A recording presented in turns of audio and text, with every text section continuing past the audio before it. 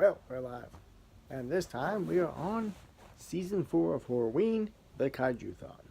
Now, let us begin reviewing first the Godzilla movies. And in a slight order, because I don't know all the Godzilla movies, but the first one on our list, which is not the classic 1954, Godzilla vs. King Kong. Now, this movie was created by Universal Pictures, and it actually was licensed to Toho by Universal, but actually Universal doesn't own the rights to King Kong. That actually belongs to RKO Pictures, but Universal does own the rights to this movie. And what can I say? Originally, this was going to be entitled Godzilla vs. Frankenstein, but was changed to King Kong at the last minute. We'll be getting a sequel movie to this a few years later in 2020 called Godzilla vs. King Kong again, but this time with the newer versions of themselves, which I will be reviewing these pretty darn soon because these are the American versions, as well as Kong getting a newer rebooted movie called Kong Skull Island. Now, with that out of the way, back to this film. Basically, a group of Japanese investors in an advertising company go and decide to capture King Kong. Meanwhile, Godzilla is busy sleeping in an ice storm, since the other movie he was in, Godzilla Raids Again, he was basically knocked into a glacier and frozen. So he gets reawakened by the submarine being trapped underneath the ice, and then gets woke up. Godzilla and Kong mostly meet up and fight. Mostly they play ball and with a rock. Then Godzilla finally burns Kong and scares him to death with his flaming breath. They get into some pretty fun fights. Kong even kidnaps a girl like he does in the original movies. And then afterwards he gets... basically all of a sudden he gets his powers back when he gets struck by lightning. And him and Godzilla have a good old-fashioned kaiju beatdown, with both of them collapsing into the ocean, and King Kong emerging the winner. Now, hopefully this gets reversed in the new movie, and King Kong gets his ass kicked by Godzilla, because I would rather see that. But, moving on, Godzilla vs. Gigan, or better known as Godzilla on Monster Island. And in this movie, all I can say is decent effects. It's a more classical movie compared to 1960. Again, it's a classical movie, like this one from 1962. This one came out in 1974. This one is a Kraken releasing version, though, so at least we can get the original Japanese subtitles. But other than that, it's a pretty decent fight. Gigan's an entertaining monster, although they did have to bring poor Ghidra into this movie, and you can tell the budget was less than effective because Ghidra doesn't do much except slowly fly around in a circle. But a decent effect. Next movie, and one of the highest movies of all time, Godzilla. Yeah, they were definitely smoking some type of drugs, or some type of psychedelic thing. Because obviously, Yoshimitsu Banno, who would also later give us this movie, which would have been called Godzilla 3D to the Max. This movie instead features Hedorah, or Godzilla versus the Small Monster. Basically, all we have is a very high bunch of people. Hedorah appears as a tadpole-like creature and then grows up into a giant small creature, and he has multiple forms. There's some anime sections in there, which are kind of decent and a little strange for a Godzilla movie. And even Godzilla kind of looks high during the movie. What can I say? Other than that, pretty ridiculous. And still pretty decent. Nah, this one's kind of overlooked film, but Godzilla vs. Biollante. It has a decent plot where the one guy's daughter gets killed in a terrorist attack, so he uses her DNA and infuses it with a rose. Later, they find some of Godzilla's cells, which in turn causes two groups to basically fight over and try to steal the cells for themselves. Godzilla then basically makes his appearance, and the two monsters fight. When Biollante finds out that Godzilla is coming, she tries to protect Japan, and then she mutates in this giant thing. Because originally she turns into a nice, beautiful giant rose. Pretty entertaining plot. Decent rubber suit monster effects, which is what makes all the good Godzilla movies good. And another thing, you have to have to thank the guys who stood there and puppeted this thing while the other guy stood inside the suit. There was a lot of people holding it. Other than that, this one's an overlooked gem and probably should be bought. Although it's kind of strange because a lot of the different Godzilla movies have different film rights. Like King Kong vs. Godzilla has these are owned by Universal. Kraken Releasing owns a few of the Godzilla on Monster Island, better known as Godzilla vs. Gigan, and Godzilla vs. Small Monster, or Godzilla vs. Hedorah. So then, Godzilla vs. Biollante is owned by Miramax and Lionsgate instead of Sony. But we're going to move into the 90s Godzilla movies with Godzilla vs. Space Godzilla and Godzilla vs. Destroyer. Now, these movies are awesome. Godzilla vs. Space Godzilla, basically an evil Space Godzilla, which is based off of Biollante or Mothra, depending on which version they want to babble on about in the film itself. This film is awesome. Good old kaiju action. Destroyer, though, is the darkest of the movies. I got the double feature. This one was owned by TriStar, Columbia TriStar, which is owned by Sony. And as we know, Godzilla vs. Space Godzilla. Godzilla Jr. gets captured by Space Godzilla, and Godzilla goes and fights him. Then in Godzilla vs. Destroyer, Jr. grows up. Godzilla's about to have a nuclear meltdown, so they have to freeze him. There's some special freezing powers. Basically, Destroyer throws Godzilla Jr. down, and he smashes into a building and nearly dies. This enrages nuclear Godzilla so much that he doesn't actually get to kill Destroyer, though. You can thank the SDF for blowing him up, but they do freeze him. He dies, and instead you have a really, really dark transition where Godzilla actually melts, and you can see the skin and everything. He melts and sends all of his powers to the Godzilla Jr., and then Godzilla Jr. stands up triumphantly and starts roaring, hinting at another sequel. This was then followed by Godzilla and Mothra, The Battle for Earth, Godzilla vs. King Ghidorah, which is another entertaining monster flick and reboot, and then Godzilla, Mothra, King Ghidorah, Giant Monsters All Out Attack, which I own two versions of, so one of them is in dub and one's probably in sub, which is awesome. Subtitles are better. Yeah, most people like dubbing, but if you watch, any of you guys have watched a Godzilla movie, we all know the dubbing from Columbia TriStar and Sony is shit. Anyway, though, Godzilla and Mothra, Battle for Earth. Basically, greedy people steals the little fairies from the movie, the Mothra movies that sing the Mothra theme song.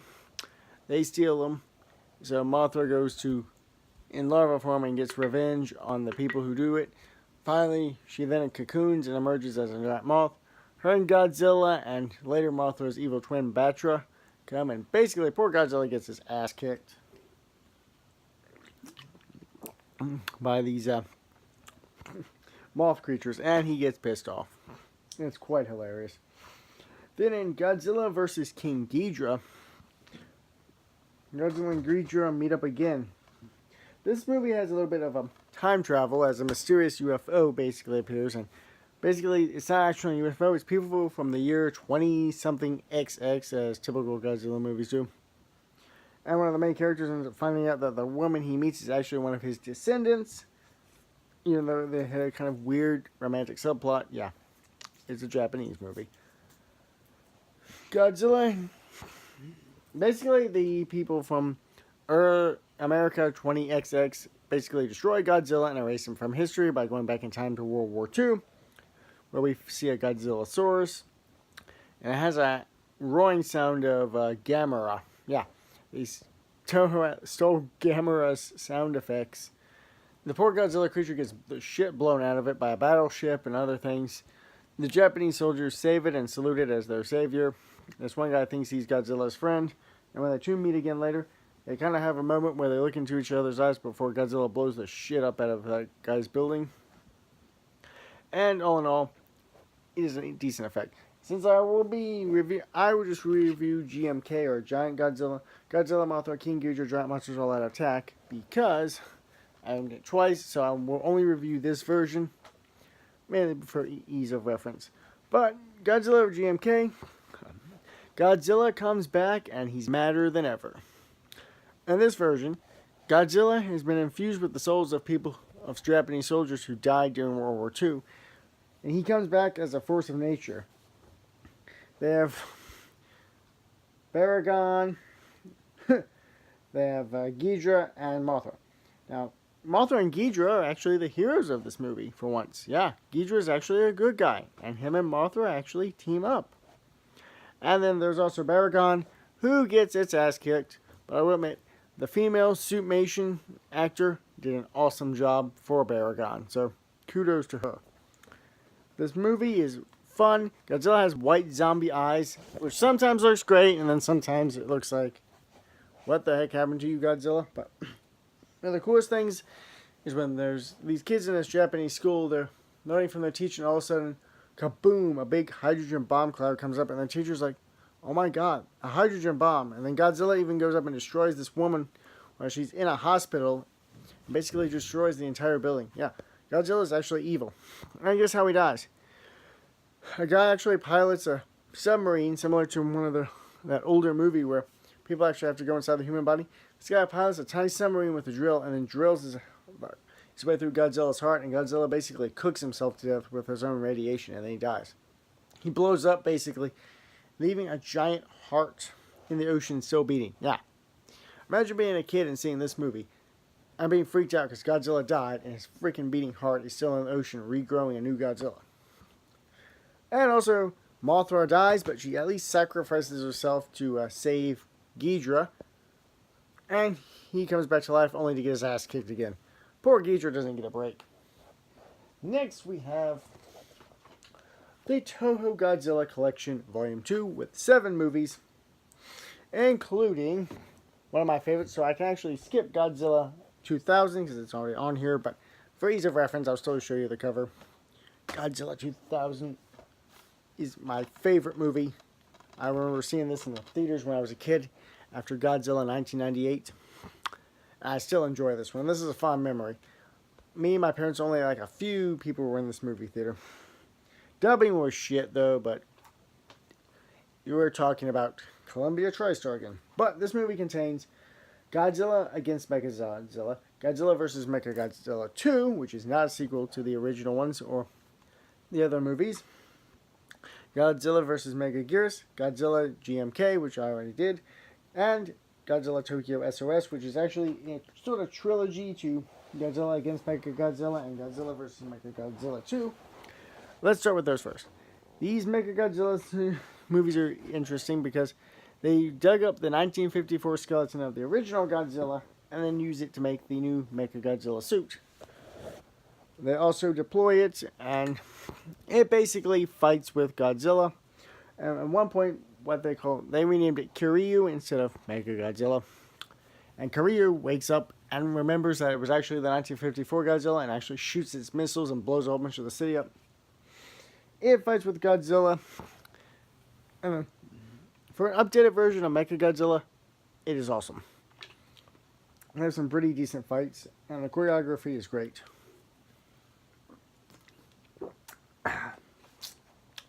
Then after this, Godzilla 2000. Still one of my favorite movies, Godzilla movies of all time, even though it actually came out in 1999.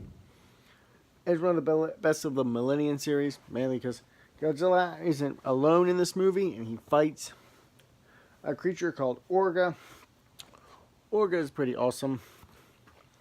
Basically, there's a giant alien who absorbs Godzilla's DNA and then tries to eat Godzilla and then ends up going kaboom.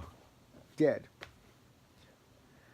And then the final Godzilla movie, which sadly was the last Godzilla movie for a long time, Godzilla Final Wars. Toho decided to go all out. They brought all of their monsters in this movie. They had aliens, they had all kinds of monsters. The battles were over the top. It was a mixture of The Matrix, Independence Day, and a lot of other stuff. Godzilla basically fights all of his monsters, including some of his former allies. Apparently, though, they had Minya in there, which is from the original older movies. So, Minya looks more like what happens when Godzilla's mate with Gamera. But other than that, very entertaining movie. Look it up. Even if you're not a super kaiju fan, just look it up. It's over the top. And Godzilla vs. Megaguirus. This movie is a little different. Godzilla fights a giant dragonfly, which also happens that the larvae were actually once used in Rodan's own movie, although some people dislike it. Godzilla vs. Megaguirus is entertaining. They try to trap him inside of a black hole with it, and it ends up bringing out the giant Meganulons and the Megaguirus. He dukes it out with her and her larva, and then it's more like a giant wrestling fight between kaijus.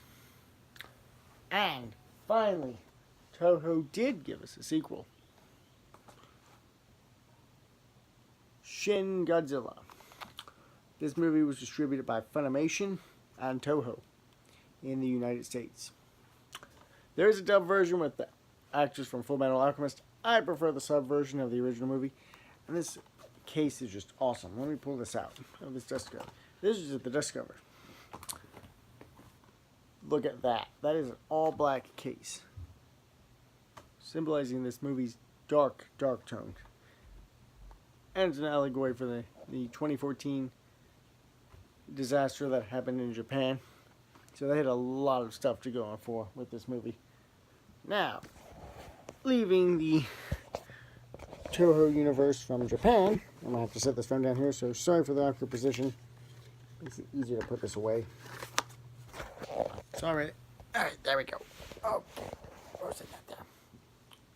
Damn it. This jacket is in the way. There we go. Yeah, you probably understand this damn jacket. Okay, anyway. This takes care of the Japanese movies, anyway. Now let's go on to the reboots. And this came out. This movie, Godzilla, basically it ignores the 1954 movie, but is a actual reboot of the series when it came out. This one was created by Warner Brothers and Legendary Pictures. And what can I say? It's pretty decent. Yeah, Godzilla doesn't appear much in the movie. Hopefully, when he comes out in his next sequel movie, Godzilla, King of the Monsters, we'll get to see some more screen time. They overhyped the parachuting scene and everything, but this movie was awesome. The enemies were kind of basic. The Mutos were multiple mutant, unidentified, flying something objects, the Mutos, but at least they tried.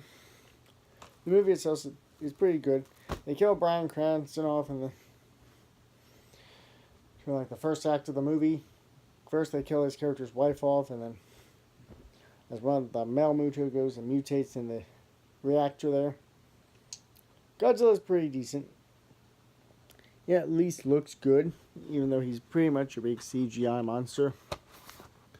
But other than that, I'm going to wait for the sequel to see how it is. This is still a good movie.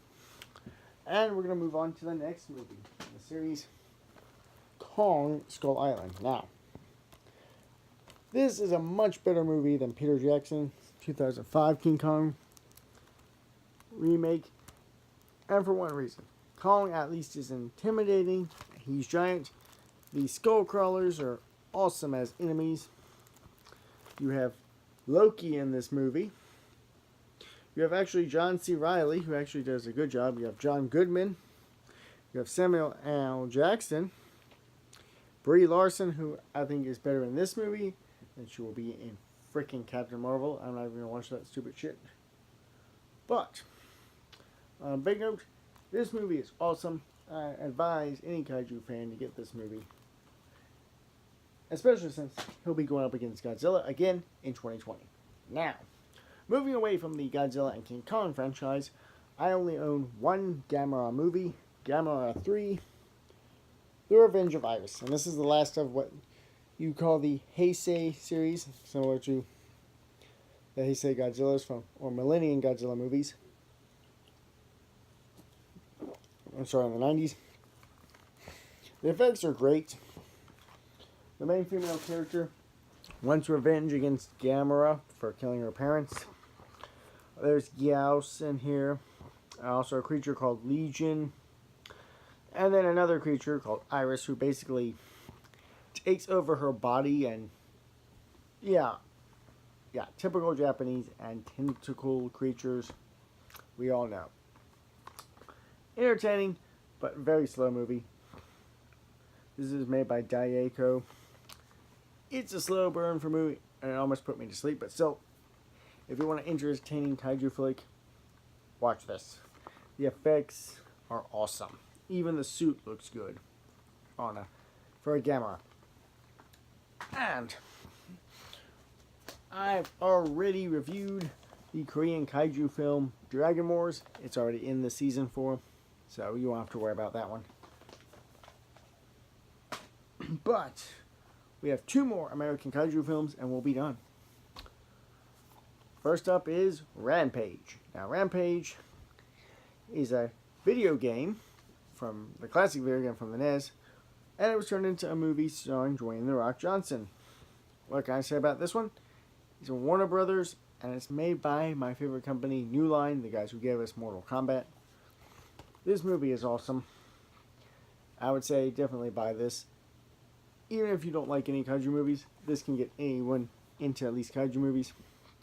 George is great, Lizzie was great, and so was the wolf. So, I know they have a name for him. I can't remember. Jeffrey D. Morgan said in the movie. Yeah, there's a lot of good actors in this. But definitely a Kaijuthon movie to buy. And the final movie, Jason Statham's The Meg. This was a movie done with Warner Brothers and an Asian company, Gravity Pictures and Bonaventures, Apelles Entertainment, Mayday, and some other. It was directed by John Turteltaub. It had Lee Bingbing and Jason Statham, Rhiannon Wilson, Ruby Rose, and Winston Chad, and Cliff Curtis. The movie itself is based off a book, but it doesn't follow the novel as well as it should. I haven't read the novels, but from what I've heard from people, it's a decent big budget B movie like Rampage, and it shows. The CGI is at least decent. At first you get tricked into thinking that the first shark they kill is the actual shark herself, but it's actually not. It actually turns out to be this big old enraged megalodon shark. All I can say is this movie is awesome. Basically, these people try to go down there and open up a thermocline at the bottom of the ocean. And it turns out they find out that the thermocline actually holds a bunch of older creatures, obviously, because they can hide under. Because the thermocline is supposed to be cold or something. These creatures are hiding down in there. And they're just doing what they do. People send their submarine down in there, they go in there and find stuff. There's some stuff about environmental bullshit and all that, which I don't know. They could have left out of in the damn film itself. But the rest of the film is a great monster B shark movie. What else can I say? It's basically Jaws on steroids. And for that, this ends Horroween Season 4, the Kaijuthon. I don't know if we'll be doing a Season 7, because I've kind of run out of horror movies. So, until then, have a good day.